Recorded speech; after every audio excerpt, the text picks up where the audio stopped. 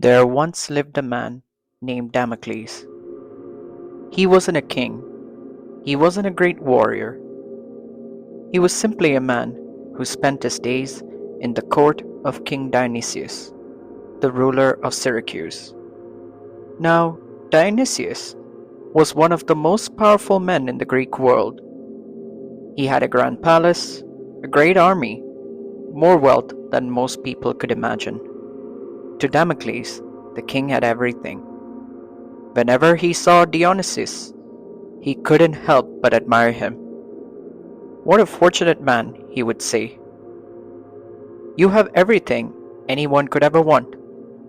The king would smile, but say very little. Perhaps he had heard these words too many times before. One day, after listening to Damocles praise his life once again, Dionysius finally spoke. If you believe my life is so wonderful, why don't you live it for a day? Damocles stared at him. Surely the king was joking. But he wasn't. For one day, Dionysius said, You shall sit on my throne, you shall eat my food, and everyone shall treat you as king. Damocles accepted before the king had even finished speaking. It was a dream come true.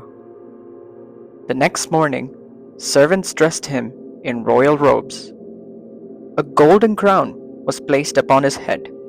As he walked through the palace, people bowed. They called him Your Majesty. They waited for his every command. Damocles had never experienced anything like it. Soon, he was led into the great dining hall. A feast had been prepared. Fresh bread, sweet fruit, roasted meat, and fine wine. Musicians played quietly in the background. Everything was exactly as he had imagined. Perhaps even better. He smiled. So this, he thought, is what it means to be truly happy. Then he happened to look up. Above the throne hung a sword. Its blade was sharp. It pointed straight down toward him. At first, Damocles wasn't concerned. Then he noticed something. The sword wasn't hanging from a chain or a rope. It was held by a single strand of horsehair. Just one, thin enough to break at any moment. Damocles stopped smiling. He looked at the feast, then back at the sword. He reached for his cup, then looked up again. The music was still playing. The servants were still smiling.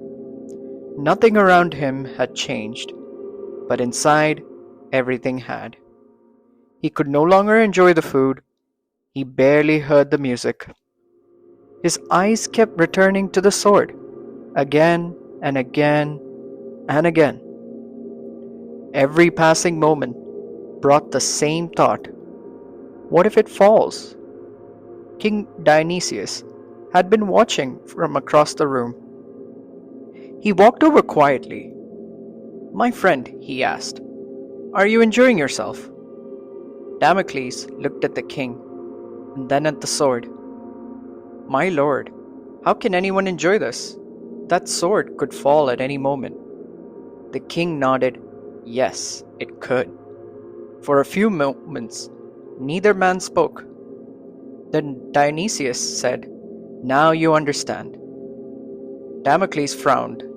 The king continued, You have seen my wealth, you have seen my palace, my crown, my power, but you never saw what came with them.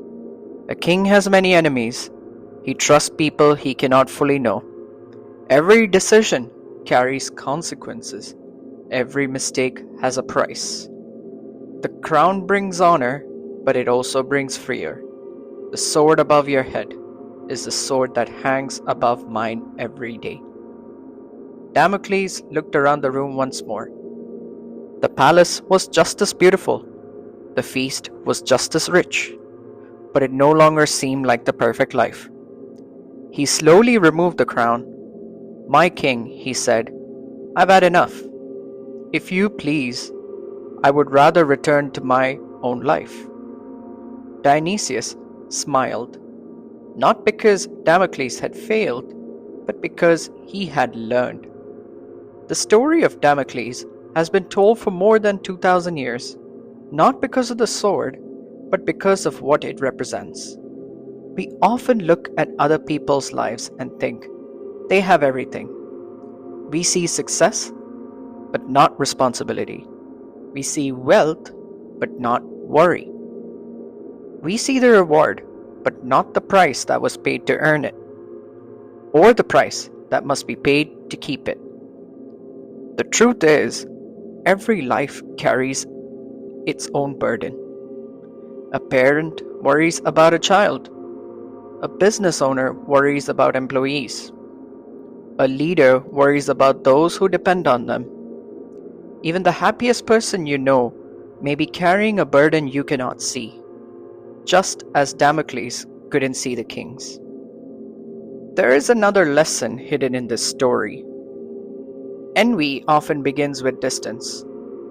The further away we are from someone's life, the easier it is to imagine that it is perfect.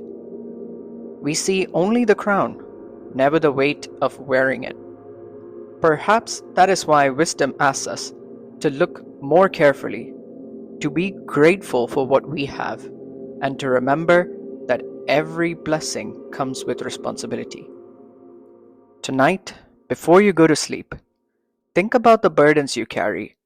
Some may feel heavy, some may feel unfair, but they are part of your story, just as the sword was part of the king's. Perhaps peace is not found by wishing for someone else's life. Perhaps it is found by accepting our own, with gratitude, with courage, and with quiet understanding. Thank you for spending these moments with me. Rest well, and I'll see you in the next story.